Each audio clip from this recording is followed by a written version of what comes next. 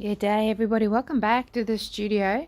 Today, all pay attention. That was just a bronze plum purple um, chameleon pigment, and I've just really rushed in here. But gosh, I'm trying to catch up now. I've just okay. Let's start from the beginning. That what you can see there is a stencil. It was square, but I cut around it because I was going to fit it in another mold, but then I decided I wasn't going to do that. I was just going to do it on this plastic sheet. And I'm just using a little sponge and pretty much sponging on the pigment, and then I sprayed it with a little bit of gloss varnish.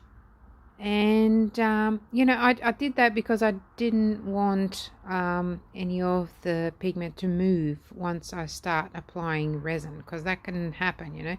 So now I've just applied a little stream of resin around this design, and now I'm going around with some opal gemstone. This is a white opal. It's quite pretty.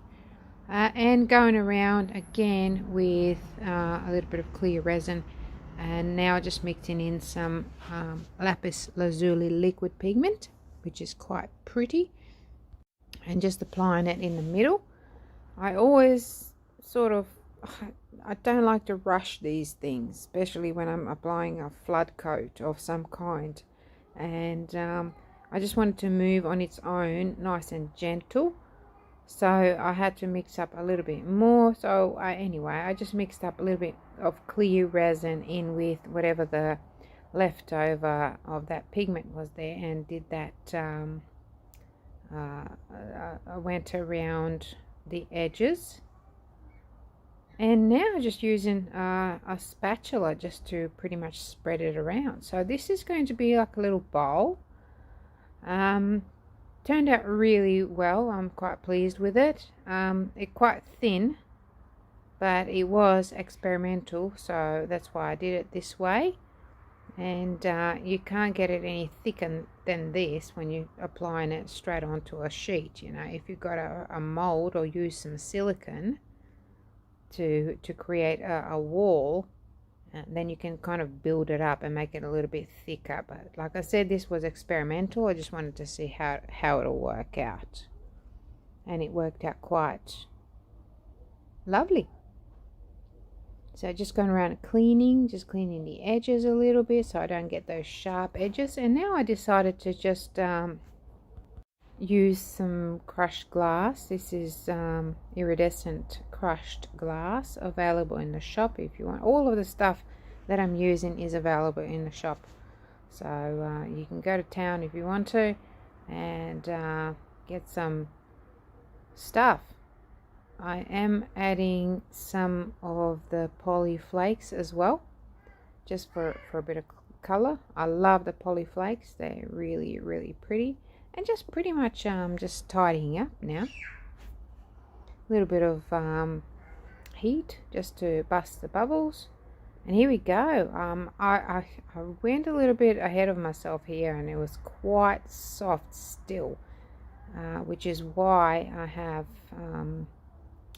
got some creasing at the bottom of this resin bowl, because I applied a plastic sheet over it and then bent it, so it wasn't ready, but I was ready for it, and I just wanted to do it. I just wanted to get on with it because I wanted to go to bed. It was already late.